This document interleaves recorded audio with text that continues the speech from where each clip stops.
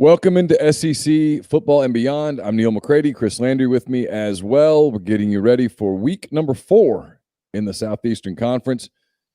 I guess we talked on Tuesday. At that point, I guess Vanderbilt and Missouri was about to get postponed or had been postponed. LSU and Florida postponed as well. But we still have some games to talk about. We still have some things to talk about. We'll get you we'll talk a little NFL maybe at the end of the show. We're going to talk about Arch Manning here in just a minute because he was on ESPN2 last night. The high school sophomore, you might recognize the last name, getting a ton of attention after his performance last night on national television. So we'll talk about that in a minute. First, Chris, how you doing? Neil, I am doing well. I'm excited by the weekend. Got some good games on Friday night and some good matchups. Obviously, the great matchup, Georgia-Alabama, and just excited to talk about it. We're going to miss a couple of those games, well, particularly Florida-LSU. We'll get into that, and kind of certainly LSU probably catches a break as they were headed in, not only not playing well, but going to be without their starting quarterback if that game had taken place. And I'm just noticing on our scroll that I've got to go back and adjust some TV networks because of the LSU-Florida game. When it got eliminated off the schedule, they had to shuffle a little bit. So now Ole Miss and Arkansas shift from ESPN2 to SEC Network, and Mississippi State and Texas A&M shift from SEC Network to ESPN. So there's the shift there for people that are planning your day. If you have DirecTV and you hit the guide button, there's a decent chance that tomorrow they're not going to have some of it right. So don't panic. All of the games are on. You just might have to search a little, but you know where to go. ESPN, SEC Network. It's going to be there. There's no ESPN2 game now, I don't think. Now that the two games are off the slate. All right, Chris, we're going to get to the games. There's 5 games to get to. Kentucky is at Tennessee. Auburn is at South Carolina. We mentioned Ole Miss at Arkansas, Texas A&M at Mississippi State, and then of course Georgia at Missouri. We'll get to those games in a little bit. We'll get some other things too. So I woke up this morning. I wasn't glued to ESPN2 last night. I'm certainly someone who's very interested in politics. I'm very interested in presidential campaigns, that kind of thing. And so I watched both candidates had town halls, and so I watched some of their town halls. So I say all that to say that I didn't see all of Arch Manning's performance. But I woke up this morning and I saw some things on Twitter from some national people talking about Arch Manning and how they believe that ESPN is at least flirting with maybe it's not the idea, Chris, but flirting with the prospect of, for lack of a better word, LeBroning Arch Manning. And for the people who don't remember that, Arch Manning, I mean, LeBron James, as a high schooler, everyone knew he was a phenom. You knew that, assuming that his health held, that he was going to be one of the great basketball players in NBA history. And he certainly is and has been. They knew that, and so they started showing some of his games in high school. And they showed, obviously, his McDonald's All-American game, and they followed him, and they did a lot of LeBron James content. And, you know, if you watch much of the ESPN talking heads, you know that on a slow day, they can just break out a LeBron debate, and it captivates people. And so there's talk that this is about to happen with Arch Manning because they think, obviously he's got the big name, Archie Manning's grandson, Peyton and Eli Manning's nephew. So there's a lot there. And then, obviously, to do it, he's got to be potentially great. So you've watched him. How good is this kid for a high school sophomore? He's really good. You know, I'm constantly amazed. I know I'm getting old because I tend to notice things a little differently than I did 20 years ago. But so I've gone, been invited to the Manning Passing Academy every year, and usually a guest speaker. This past year, no. In fact, I don't even know if they had it. They didn't have it. I don't even, but for obvious reasons, I mean, I assumed they didn't, but I wasn't going to be able to go anyway. But so I've seen him, But I mean, I'm like, what the hell happened? Did y'all feed him Miracle Grow? Or what's the deal there? Because, I mean, I think of them as a kid. Of course, I can remember Peyton and Eli as, freckle-faced kids, and Cooper. And so now they're all grown, and this is Cooper's kid. He's 6'2", 195, and I haven't seen him since he's been 6'2", 195 in person. But he's really filled out. He's really growing. And let's remind folks, class of 2023. So growing is still there. He reminds me of his namesake, of Archie.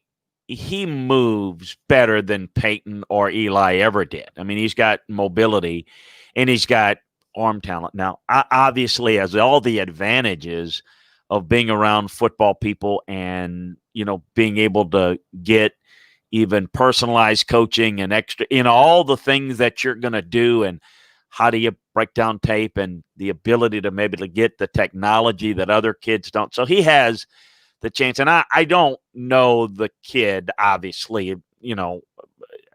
I'm assuming he's going to be a gym rat. We shouldn't make that assumption, because some kids just at some point say, look, I like football, but I don't love it as much as you did, Dad, or you did, Uncle Eli or Peyton. So I don't want to assume anything.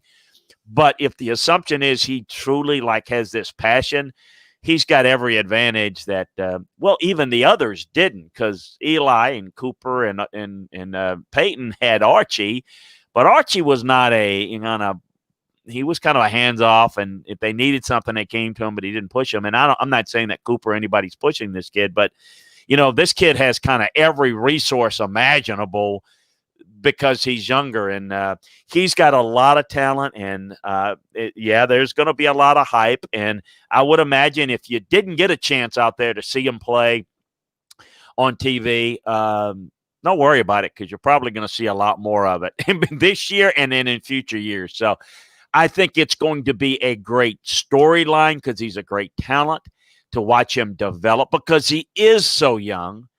And yet there's going to be a recruiting process that didn't take place with LeBron, that this is going to be a whole lot of fun. So everybody's already hit me with, where is he going to go? And I'm like, again, class of 2023, who the hell is going to be coaching where by December of 2023 or 2022 in February? I hope I'm alive to see it. So let me ask you this, because there's some rumblings, and I want to emphasize these are just rumors, but there are rumblings that, academically, you see lots of kids now leave midway through their senior year and start college a year early, or a semester early, I should say. There's some rumblings that academically he could graduate next year. If he were to speed his calendar a year, where would he rank with the class of 22 quarterbacks that you've seen? He'd rank really well. The kid I like is out of California, the Murphy kid. I'd put him in that group. The thing is, though, you can't really rush it, because even though he could do that, I just think the physical maturity, you just got to let the body kind of develop a little bit. I mean, he's just he's advanced, and he probably has a better understanding of the game of kids that are in college now because of what we just talked about. But I'd be surprised. I don't know, but I'd be surprised if they would rush him. Now, getting there early, I think academically, you do things now. Like I've got a nephew, I just found out yesterday, that he's going to go into college, and he's going to be like a junior in college. I mean, it's like they're taking so much advanced stuff. That's what you're talking about. So I could see them really working the angle of, look, let's advance you academically, but let's not rush you physically, and let's not put you in a college environment before you mentally or physically prepared for that. Because he's not only going to, the physical development needs to take place. It's easy to say, well, he's been around all the hype and all that. That's not going to be easy, Neil, for a guy like that to have to deal with, because he's going to get more hype than Archie, certainly, and even more than Peyton and Eli, because he's the nephew of and the grandfather of, and I think that's going to be, to me, something that I would think they'd want to be protective of him to some degree. At least that's what they did with Eli and Peyton as much as they could. What are you hearing down there about where he ends up? Well, my thing again, where would he go? I mean, first thing that comes to mind, and I go to like Peyton and Eli. Those kids grew up hearing about, thinking about, watching SEC football. I mean, that I think, at least for Peyton, I don't think playing pro football. I mean, saw his dad do it. I think it was like the goal was to play SEC football, and then it came later. Obviously, I would be very surprised we got to start in the SEC, because I just think now, would I rule out a great program? Would I rule out, a Clemson or something? I'd have no idea if he'd have any interest, but just off the top, I would say SEC. I do think this. Let's start at Ole Miss. Let's assume Lane Kiffin's still there, because, listen, if Lane has success, he's going to have other opportunities. He's going to want to stay. If he's there, all right, let's address the elephant in the room. Peyton wasn't real big on Lane Kiffin. Not real. And then Archie wasn't, because through Peyton, so to speak. And Eli was kind of indifferent, but, they kind of were a close family. So, they kind of rely on, Peyton view. Now, anybody that studied Lane, and Lane, and, I've known Lane since he was young, and I know his dad really well. Lane has appeared to mature in person. And I think he's the type of guy that he could grow on them, and to where maybe some of the ill feelings that were had, as you get to know Lane, and Lane is kind of self-deprecating, and he's kind of a wry sense of humor. So I could see that. And if there's no obstacles there, and Lane's still there as a football coach and a developer of quarterbacks, that certainly would make a whole lot of sense. I don't ever see a Manning going to LSU. I don't see it. And, there's, I got to go. That's just not likely going to ever happen. Now, you don't know. Sometimes kids can be, Neil, I don't have kids. You speak up here. Sometimes kids say, you say as a dad, it's white, it's black. It's black, and maybe it's not your kids. I just don't see that ever really being something that would be in the mix. Who else? I don't see a Nick Saban. That's too far down the road, and I think the chances of Nick Saban being your coach by the time you finish. So I think you'd have to look SEC, and I'd probably look at Ole Miss right now, but the honest answer, it's too early. I don't know what's going to happen, and I don't see him going. Not going to go out west. I don't see him going to, another great program somewhere. I see him probably in the SEC, and I don't know. People said, would he go to Duke with Cut?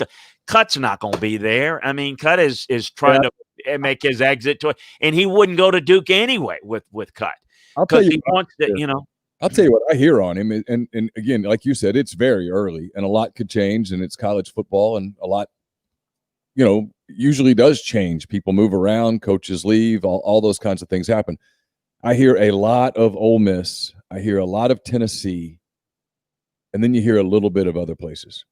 But you hear Ole Miss and you hear Tennessee, and there is no doubt that what you said is true. Peyton held some animus towards Lane Kiffin for the way that he departed Tennessee. I am told that has sort of been resolved, that the family is all good now. They're up here a lot. Obviously, Archie and Olivia are in Oxford a lot. Eli was here throughout a lot of the pandemic. Now he is, I think, either sold or is selling his home here, because he's going to be up in New Jersey more full time, because his kids are school age now. His kids are in school. So, but he's got enough money he can get a place in Oxford if he needs to get one. It'll be okay. And Cooper's here a lot. Of the three boys, Cooper's probably the one that's the biggest Ole Miss fan, if you will. Yeah, yeah. So I don't know. It's going to be interesting. We'll see. I've said for a while, it's a potential line of demarcation for Lane Kiffin down the road. This is year 0, and obviously 2021 will be year 1, and year 2 in 2022. That's when you'll have to get that done. And if he signs Arch Manning, obviously everything's going great. And if he doesn't sign Arch Manning, either everything is not going so great, or he's landed a kid like the California kid that you just talked about, and they didn't take him. The kid didn't come because there was somebody already that good there. So it'll be interesting. It's one to watch. I found the media portion of it to be the most fascinating, that ESPN has already, according to some sources, ESPN has already had those kinds of conversations of, hey, this could be an eyeball attractor. This could be a moneymaker. We could latch ourselves, if you will, to this young man and take it all the way through, potentially to what LeBron has done, where you're all the way into the NFL. So that's what's kind of interesting. You got our I'll switch our overlay. Yeah, sorry, I got disconnected here quickly. No, I think it's going to be real interesting to see as it goes forward. I do think, because of Cooper's, obviously affinity for Ole Miss. People who don't know, Cooper was the older brother.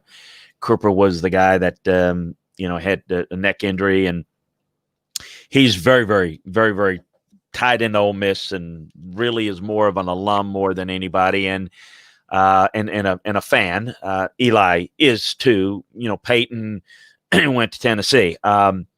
I think it really will depend a lot on who the coach is and who's coaching him, quarterback coach, and that's why I think Lane has a real opportunity to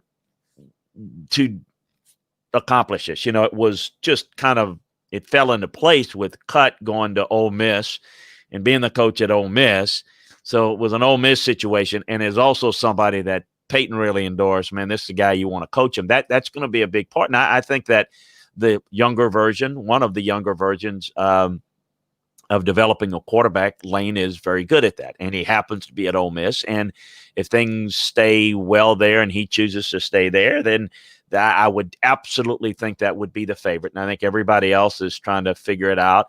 But who else could get into the mix is probably going to depend upon how successful and who the quarterback coach is. I think those things are going to be really important, because they won't say that, may not put it this way publicly, but certainly the pro future and the development is something they really want. We got, I know D.R. Evans said, could UGA be a possibility? No, I wouldn't think Georgia would be a possibility, unless Georgia would end up being kind of like where Clemson is, where they make changes. They recruit good quarterbacks at Georgia, but that, I can tell you, the Mannings are going to be, do you throw the football? How well do you throw it? How well do you teach the passing game? That's not what Georgia does currently. Again, class of 2023, a lot of things could change, positively and negatively. But it's going to be fun, and it's going to be a storyline, and I agree with you. It's going to be almost soap opera-ish when it comes to where he's going to go, what's the latest, yada, yada, yada, so on and so forth. All right, let's get into the games, because there's some interesting games, and, of course, there's the big national game that could be, as you mentioned on Tuesday, the first of 3 meetings between these two teams. And since we last talked, Nick Saban has tested positive for COVID-19. He, as of this morning, from what I read, will not be at the stadium. He will not be able to be in communication with his staff starting 90 minutes before the contest. I don't think he's particularly happy with that, and quite frankly, I don't blame him. I think there's a better way to do this, but regardless, we'll get to that story in a minute. Let's start with Kentucky at Tennessee. It's an interesting game. Tennessee played Georgia extremely well for a half, and then Georgia popped them, which they've done to kind of everybody. Kentucky got off the schneid a little bit after losing to Auburn, after losing to Ole Miss in overtime. They blow out Mississippi State. Kentucky at Tennessee, this 11 a.m. on the SEC Network. Kenny, what are your thoughts on this one? Well, one thing in the first couple of weeks in Kentucky's defense, their inability to create turnovers were a little bit of a problem, and it kind of contributed to, along with other things, them falling a little short. They were able to get some turnovers against Mississippi State last week. I think that's going to be pivotal.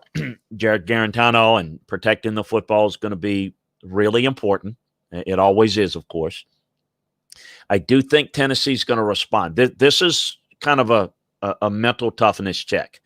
As you play well early, if you're Tennessee, you get to the point where, okay, you get humbled by Georgia. Now how do you respond? You know the old saying, don't let Georgia beat you twice. Come in, establish yourself on the offensive line. The offensive line did not fare well against Georgia at all. I think Tennessee's offensive line personally is a better run blocking unit than pass blocking unit, but they didn't do either. Grade out very well either last week.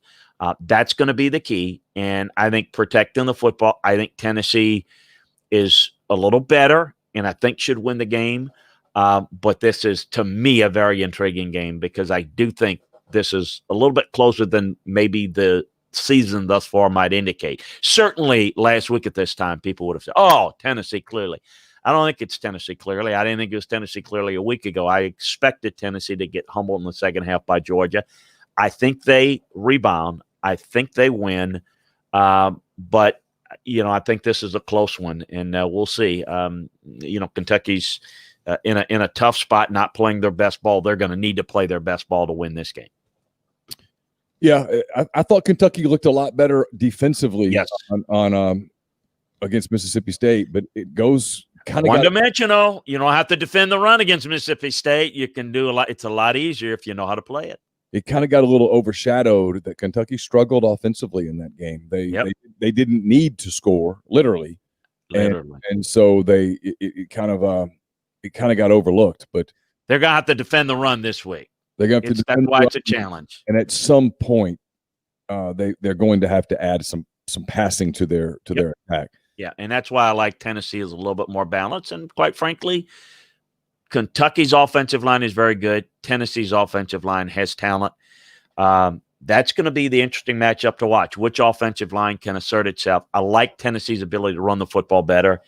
And quite frankly, even with Jared Garantano's limitations, they still got a little bit more chance to take advantage. They can move the safeties off the middle of the field. Tennessee's the one that could advance the football in the passing game a little bit more than Kentucky. That's why I like Tennessee a little bit more, and they're at home. All right, Auburn, coming off of a escape. I don't know the word for it. I've watched that video so many times now, and I'm like, at live, I would have missed it too. But with the benefit of a replay, you're like, man, Arkansas got screwed.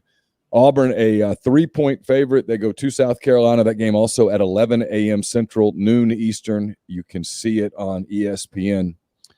Big opportunity for Will Muschamp and the Gamecocks. I think Auburn's the better team, but Auburn did not look good in the second half against Arkansas, and it's hard to completely put that out of your mind, Chris.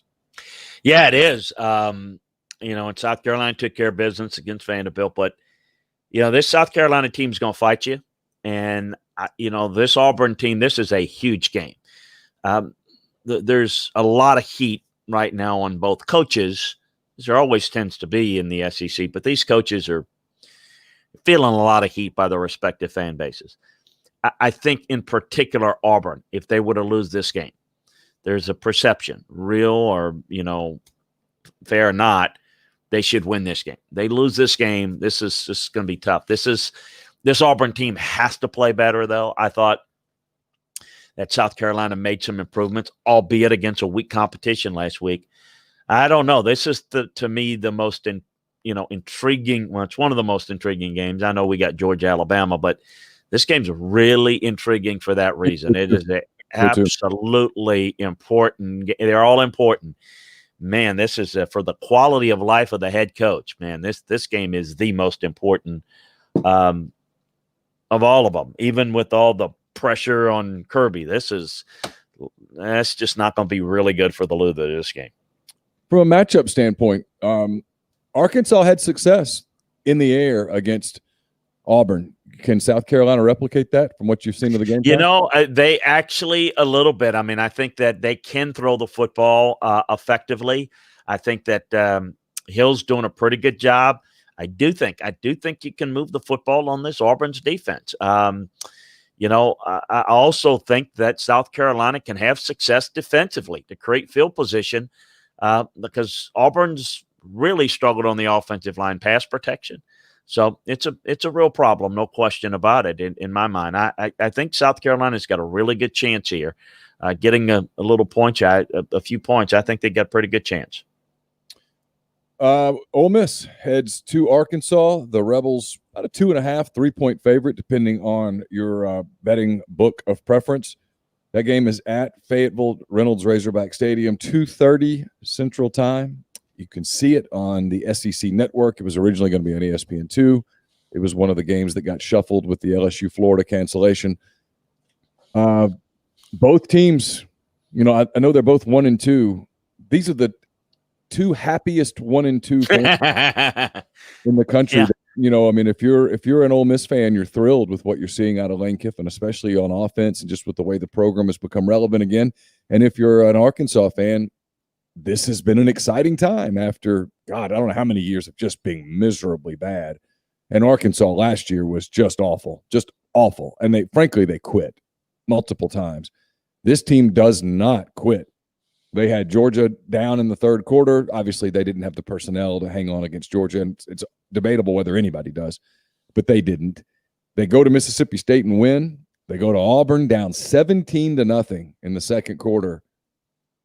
Last year's Arkansas team loses that game 34-7. This year's Arkansas team fought back, took a 28-27 lead, and should have won the football game. It really speaks volumes for the jobs that Lane Kiffin and Sam Pittman have done at those two programs. It's going to be good weather. It's going to be windy. It's one interesting thing to keep an eye on. I know this because my wife and daughter are heading up to Fayetteville as we speak, and they were looking at the forecast. It's going to be a gorgeous day there today, but a front's moving through tomorrow. Not going to be wet, but it's going to be a lot of wind up there, and that could impact the passing game for both teams, and both teams kind of lean on the pass as much as Sam would like to run the football. They've done their damage when they've done it in the air so far.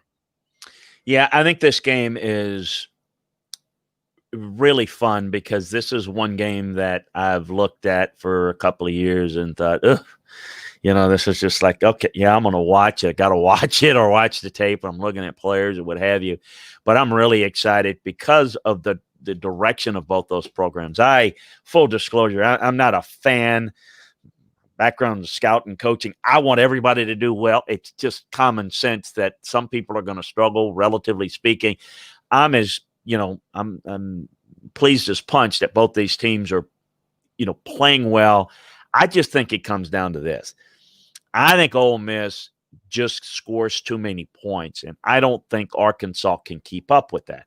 I think Arkansas has to control the football and run the football and you've got to limit Ole Miss's possessions by at least one per half, or you got no real shot here. Because I think that people will say, well, but Barry Odom did a good job against Mississippi State. That's a completely different style and pace of offense. So Ole Miss will score some points. I think Ole Miss will have to put the ball on the ground a little bit. I think Arkansas's got to muddy it up a little bit. I think Arkansas can score on Ole Miss. I do. But I think being able to maximize possession time, getting 7 points in slower increments is the game plan here. It's the ideal plan. You take it when you can get it, but Arkansas can't do what Alabama did and just match points and match points and match points. Even against Ole Miss's defense, they're going to have drops. They don't have as many playmakers. So to me, I just think it's Ole Miss. I think it's just too much explosiveness, and it may be shootout-ish. I just think that if Ole Miss can get to an early lead, then you increase the chances of Arkansas making some mistakes, and then maybe the game can separate. Other than that, I think it'll be a shootout type of game. Ole Miss Alabama was a lot like a tennis match where you've got one of the young up-and-coming stars of the game with the power serve going up against Rafa Nadal. And once Nadal broke serve, and it didn't happen in this case until the fourth quarter, but once Nadal broke serve, you're like, well, that's that. I'm not sure that Arkansas has the power serve to keep up with Ole Miss's power serve. I'm kind of like you. I think it's a high-scoring game, but I think Ole Miss is more equipped to win one of those track meet sort of games than Arkansas is. Yeah, that's what I agree. I mean, I just think Ole Miss is their strength. I like what Sam's done. I think I've actually been impressed, and I think they're better defensively in how they're playing, how they're leveraging the run, and how they're playing situational defense is better than Ole Miss's. But I think Ole Miss's offense is just too much here. We'll get to the rest of the slate, including the big one, in just a minute. But I want to tell you this podcast is also brought to you by Jupiter Security Systems. They're based in Madison, Mississippi, and Jupiter Security Systems provides your business with a help desk, allowing you to get software at a much cheaper price than you would pay going to Microsoft or the different cybersecurity services. Jupiter Security Systems offer businesses the full Microsoft 365 suite, email and spam protection, and they monitor your workstations and servers. Jupiter doesn't see your data, by the way, but they'll know if malicious applications get installed on your computers. Jupiter can set up remote monitoring on a computer regardless of the location, so don't spend money on getting your employees new laptops to work remotely. Instead, let Jupiter monitor their home computers and protect your data wherever you choose to work. Jupiter Security Systems offers cybersecurity and monitoring. It's ADT for your computer systems and data. It's very affordable with a flat price, no hidden add-ons. For more information, call Eric at 601-519-9583 or email info at jupitersecurity.net. You can also go to jupitersecurity.net. We're also brought to you by Blue Sky. Blue Sky believes in being fast, fresh, and friendly. Through the thoughtful layout and cleanliness of their stores, Blue Sky hopes to provide customers with a fast and easy buying experience. From services to products, Blue Sky plans to keep things fresh and always provide the freshest flavors of their brand name products and the best services available.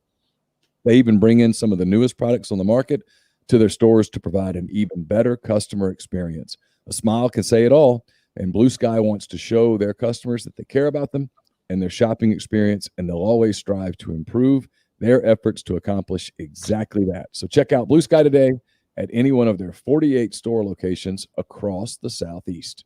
All right, Chris, back into the games. Texas A&M coming off that big win over Florida. They head to Mississippi State. They're a 6.5-point favorite. Game kicks off at 3 p.m. It's now on ESPN. I got to be honest, it's recency bias, but you watch that Mississippi State offense against Arkansas, and then you watch it against Kentucky, and you think, I don't know, man. I don't see how this team beats Texas A&M right now. We talked about Texas A&M earlier in the week. Kind of looked like they found an identity a little bit against Florida, taking charge of that game in the second half. The line 6.5. I think Texas A&M covers this thing easily. Yeah, I think this is a game for A&M. Okay, you're not played well in the early part of the season. Get blown out by Alabama. Really look very poorly against Vanderbilt. Come out, play well against Florida. Statement win. People are counting you out. That's great. Now, if you're going to be, a program that is going to work your way towards the upper echelon of the conference, you got to handle prosperity.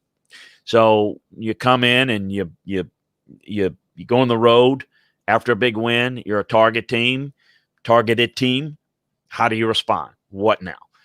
Mississippi State's talented. I think quite frankly, their inability to run one of the best backs in the country, and they don't even run them, and they don't believe in the run. And I don't have the confidence, knowing Mike Leach as long as I have, that he's going to change or adjust. I think this is a one-dimensional team. I think Mike Elko is going to have a really good game plan.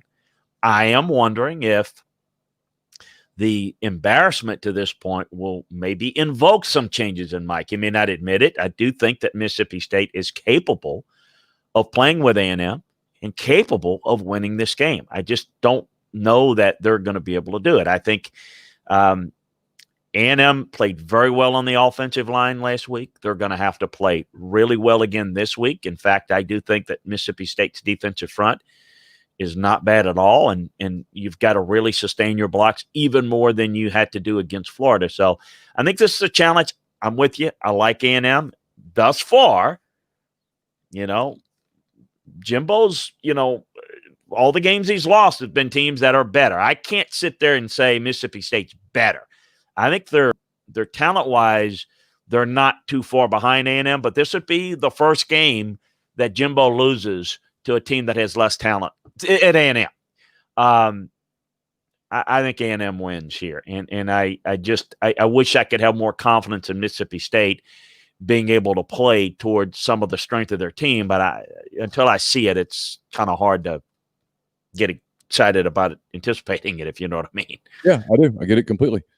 All right, here we go. Georgia, third ranked in the country. They're heading to Alabama. While you're talking in a minute, I'll pull up the latest lines because I'm curious to see where this line has moved. I've been too busy to even look. It was 4.5 when the news broke that Nick Saban tested positive for COVID-19 and would not be at the game Saturday. Game's at 7 o'clock in Tuscaloosa there at Bryant-Denny, CBS. I'll start with this. Obviously, Nick Saban doesn't play. He doesn't throw passes. He doesn't make tackles. But when you think Alabama football, you think Nick Saban. How big of an issue is it, if at all, for Alabama that Nick Saban's not on that sideline on Saturday night? Well, I think it's big because I think in terms of crucial decisions, if it comes to that having him there, I think also having an impact on his coaches there's a lot that goes on in communication. Strong suggestions, I like to call it. A really keen observer right there in the game that can communicate, we really need to look at it. Their 3 technique is having a hard time. Really need to be looking at running. And okay, so that's kind of the hint that we'll do. And I think having that keen set of eyes is big.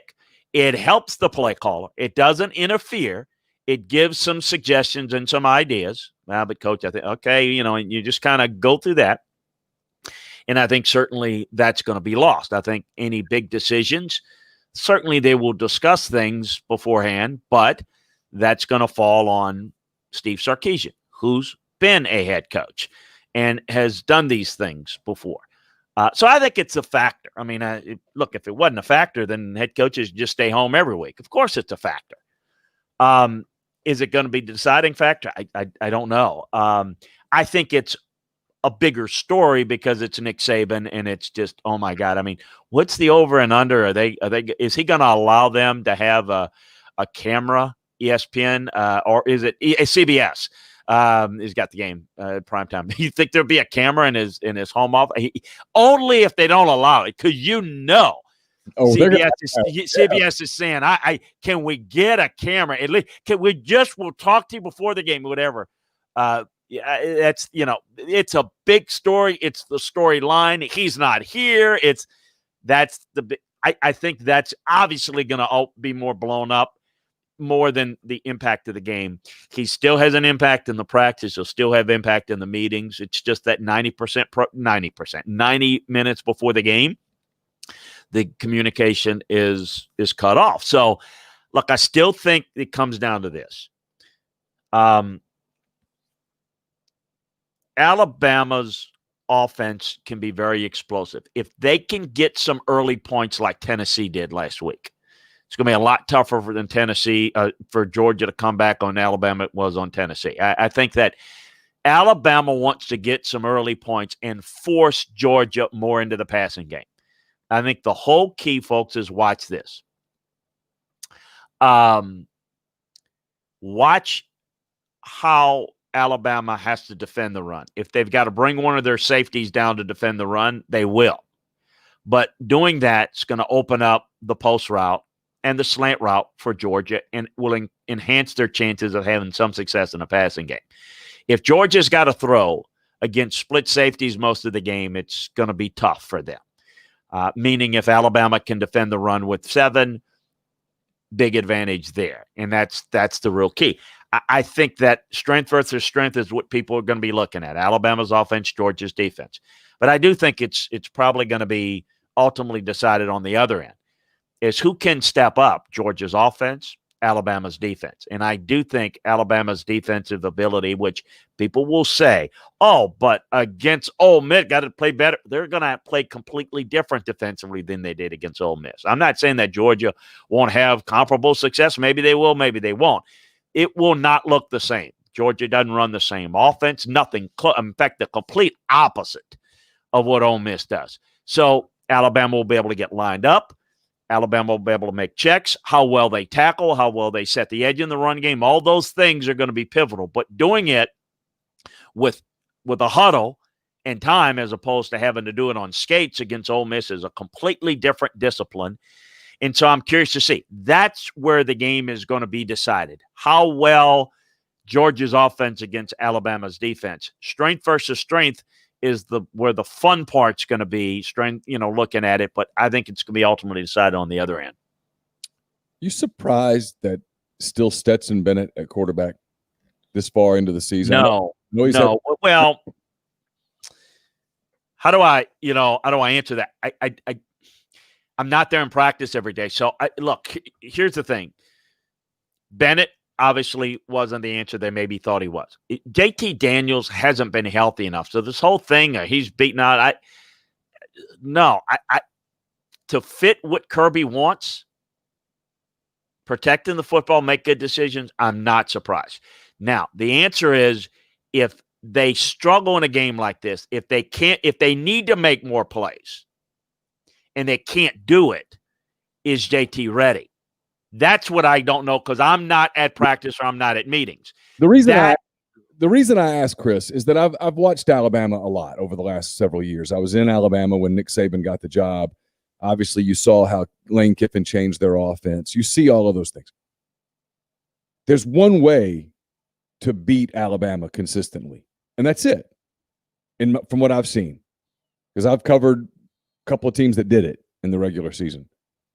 You beat them throwing the football down the field. You beat them vertically. You beat them with tempo, but you beat them with an arm. You don't see people, with the possible exception of Johnny Manziel, you don't see running quarterbacks beat them. You don't see rushing attacks beat them. Who's beating them in the regular season in the SEC? Cam Newton beat them. Mm-hmm. Bo Wallace beat them. Chad Kelly beat them. I guess Nick Marshall beat them. That was a different deal. I'm trying to think of who all's beaten them because they don't lose much. Joe Burrow beat them. Who beats them? It's quarterbacks throwing the ball down the field, stretching their defense. I don't see that with Bennett and Georgia. And if I'm watching this and thinking, okay, can Georgia win? Georgia defensively is good enough to win the game, but that Alabama offense is so balanced. If Trevor Lawrence weren't playing football this year, Mac Jones right now today would be the leading candidate for the Heisman. And they've got all these receivers, Smith and the return kid whose name escapes me all the time. You've got Najee Harris in the backfield. You've got all these weapons. They're good at tight end. They've got a very good offensive front that keeps a clean pocket, that can run block. So they're going to score points. I question whether Georgia can score enough to beat Alabama with an offense that just does not stretch the field vertically. And they don't run the tempo. The tempo drove Alabama crazy last week. I mean, they like to make those positional replacements. They like to get fresh bodies on the field, off the field. They like to have a third down defense, you know what I'm talking about. They like to have personnel groupings to get them on the field because they have all of that deep talent. Lane Kiffin didn't allow that to happen because they dictated the tempo and they just kept moving the ball, even to the point that Alabama was doing a couple of the little fake crampy things, to try to get their personnel on the field. I just don't know that Georgia can do that to them. That's the reason I sometimes look at it. And like you, I'm not at their practice. I don't know whether Daniels is healthy, whether he looks good, whether he looks awful. I don't know. I'm a little surprised, though, week 4 that it's Stetson Bennett still at quarterback because I don't think he can do to Alabama what traditionally teams have had to do to Alabama to win the game. Yeah, and it tells me that JT's not ready yet, and I didn't expect, for example, them to make a quarterback change going into this game. I thought if there was a quarterback ready and they would have been able to do that a couple of weeks ago, would have been different. Look, I think against Alabama, You got to keep them off schedule. I think that you've got to mix and match the tempo. Quarterbacks that can run to throw give them trouble. I mean, that's where their coverage lanes get creased a little bit, and that becomes a problem for them. So, look, I don't know that Georgia's going to have enough offense here, and I don't think Georgia's defense, as good as it is, can just completely stop Alabama. I think that Alabama will get some.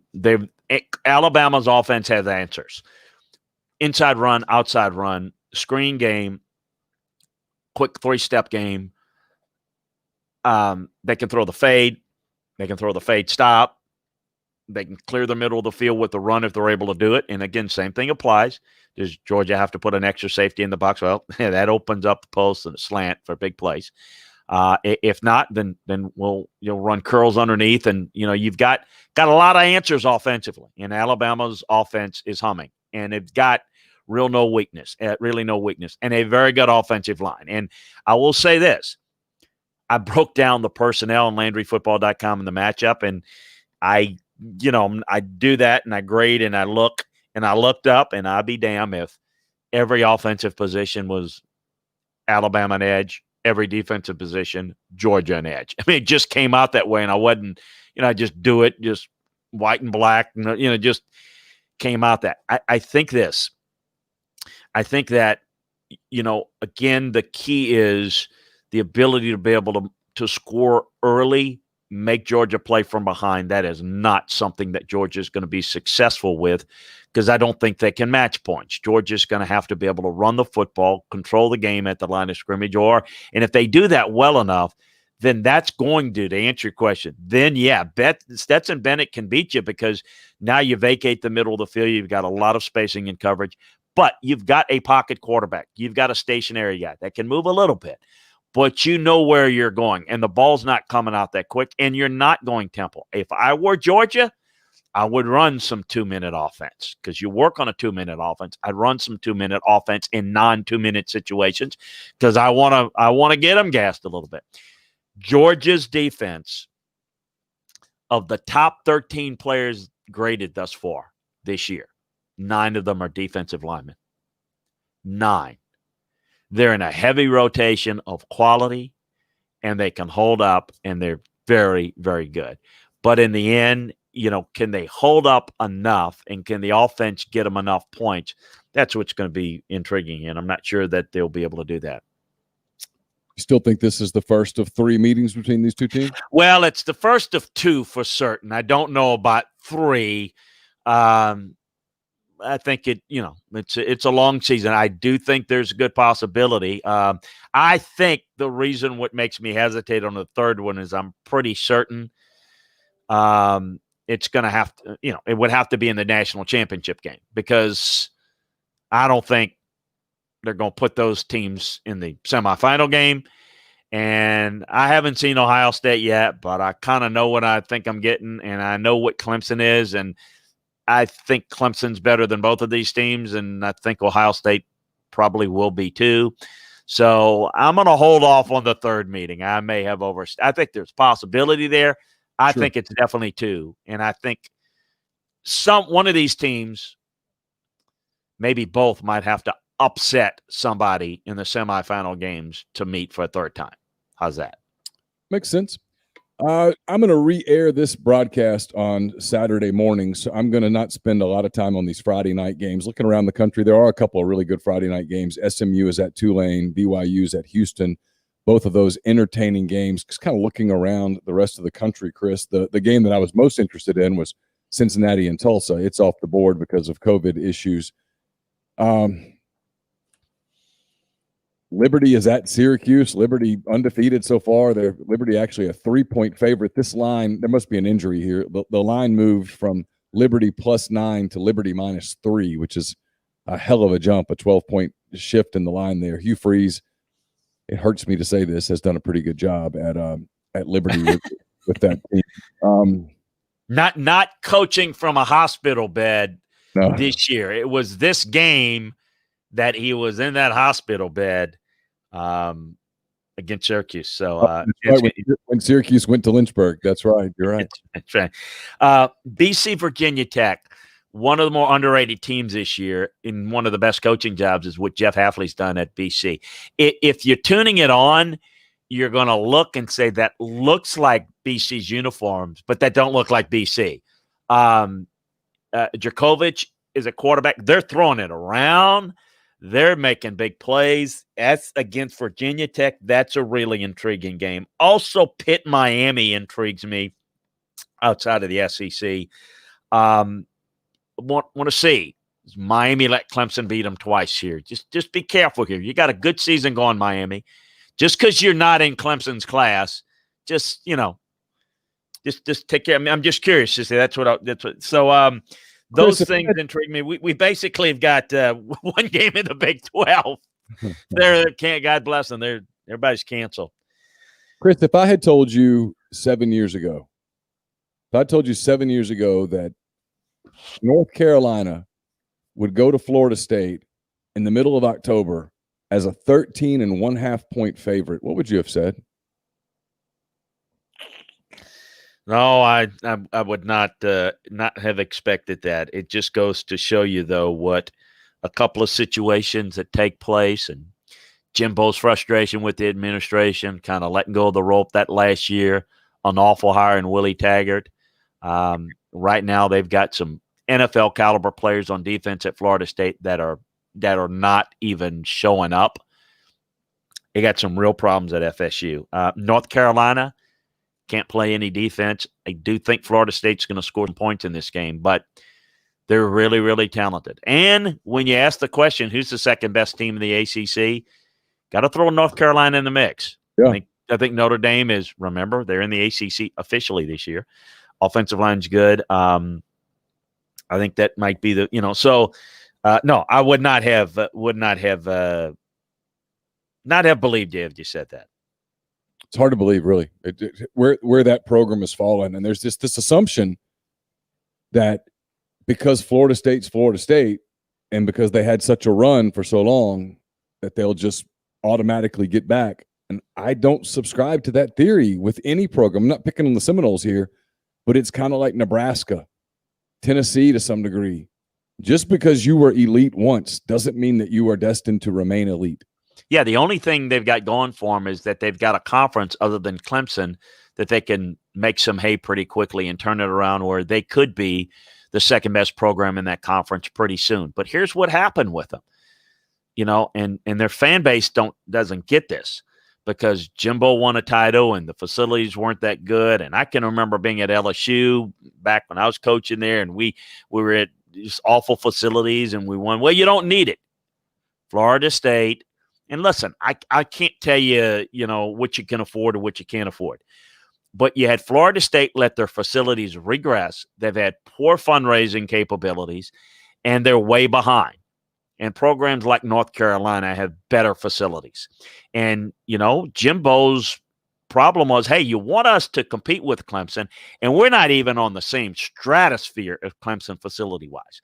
You want us to look like Auburn, you want us to look like Georgia, but we don't do anything like that facility-wise, and that is caught up with them.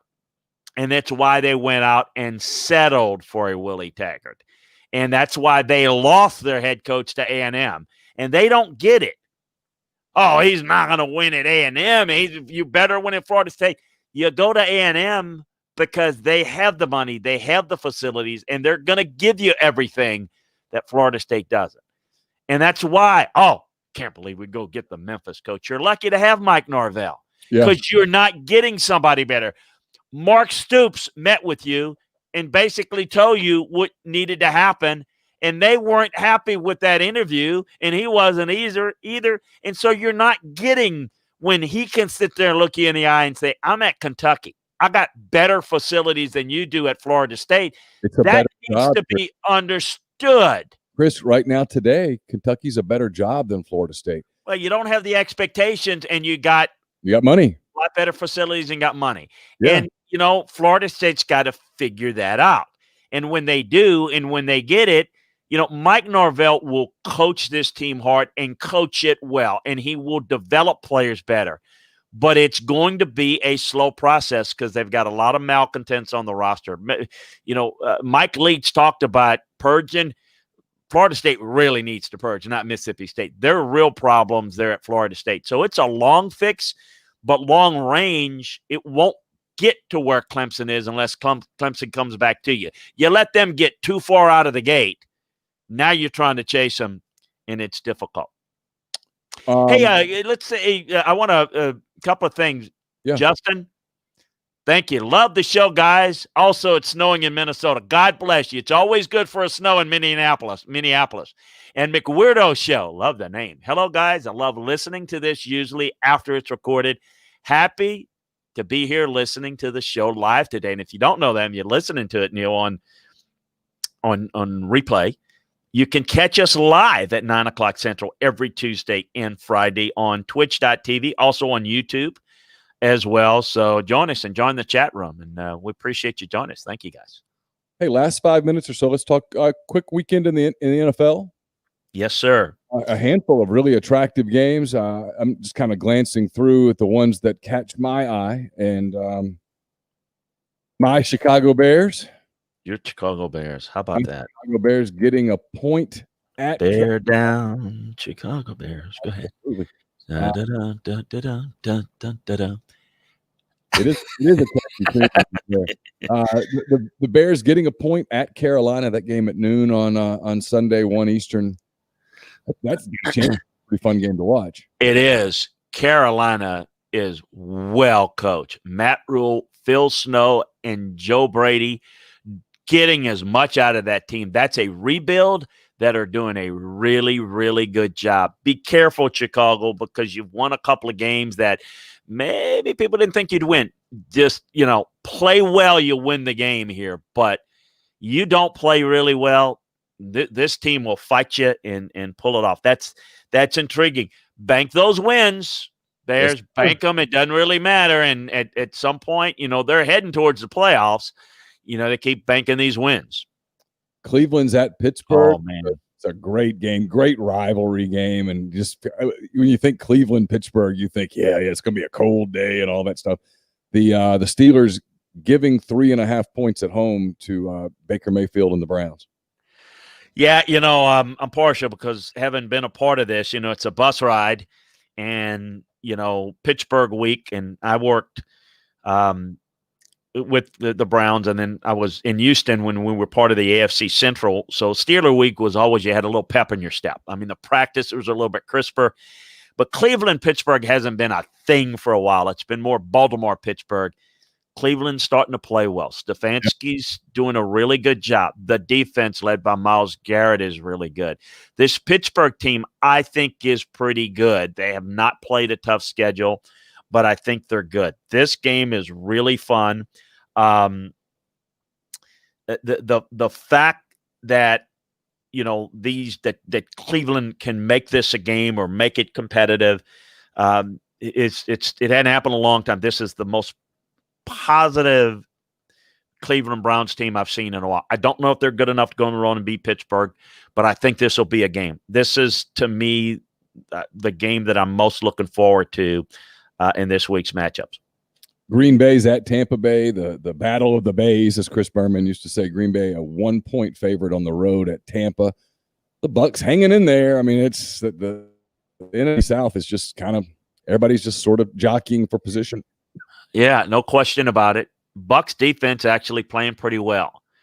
I have a feeling the Bucs will focus a lot on the running game and test that Packers run defense. That's the one thing I'm still not sure about with the Pack. We'll see. Packers have played well. Aaron Rodgers has been outstanding.